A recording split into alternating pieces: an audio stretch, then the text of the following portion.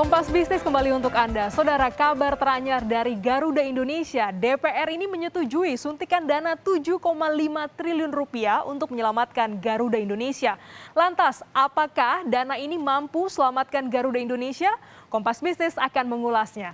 Pertama, saudara, kita lihat suntikan dana penyelamatan Garuda ini dianggarkan adalah 7,5 triliun rupiah dari anggaran pendapatan belanja negara atau APBN 2022. Ini merupakan keputusan Panitia Kerja atau Panja Penyelamatan Garuda Indonesia Komisi 6 DPR. Terus masalah utangnya gimana?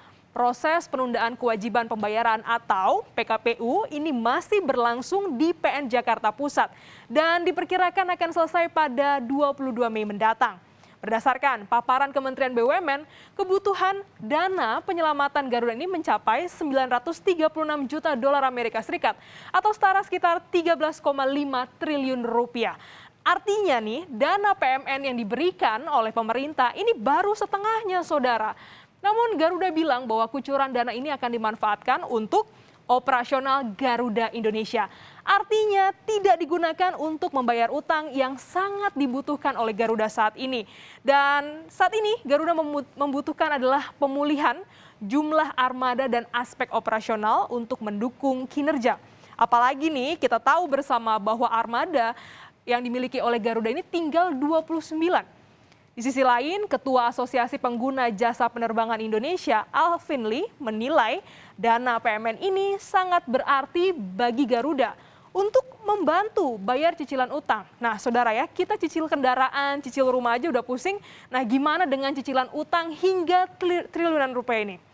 Namun, yang juga menjadi sorotan adalah ada syarat dalam kucuran dana penyelamatan Garuda ini. Suntikan dana muncul dengan syarat Garuda harus damai dengan kreditur di PKPU.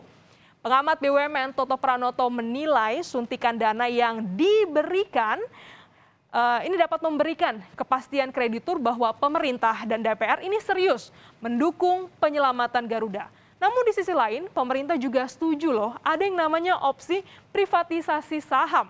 Sederhananya ini melakukan konversi utang jadi saham dan tambahan modal bagi pemerintah dan juga Garuda. Namun tetap kepemilikan negara ini minimal 51%. Di tengah keterbatasan pendapatan, Garuda nggak punya pilihan lain selain membujuk lessor dan kreditor untuk menyetujui usulan restrukturisasi utang. Opsi kucuran PMN dan privatisasi ini akan efektif jika Garuda Indonesia juga melakukan tata kelola perusahaan yang baik dan juga konsisten.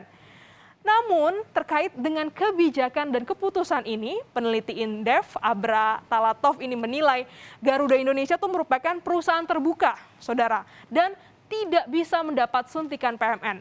Selain itu, pemerintah juga sudah menyiapkan dana talangan 8,5 triliun rupiah yang bisa seharusnya dimaksimalkan. Suntikan dana PMN ini menimbulkan ketidakadilan bagi rakyat di tengah rencana kenaikan barang-barang energi bersubsidi. Meski demikian, Ketua Panja Penyelamatan Garuda, Martin Manurung mengklaim PMN ini sebesar 7,5 triliun rupiah tidak akan membebani APBN karena PMN akan cair bila dicapai kesepakatan perdamaian dengan PKPU. Mari kita lihat juga nanti bagaimana proses PKPU Garuda Indonesia di PN Jakarta Pusat.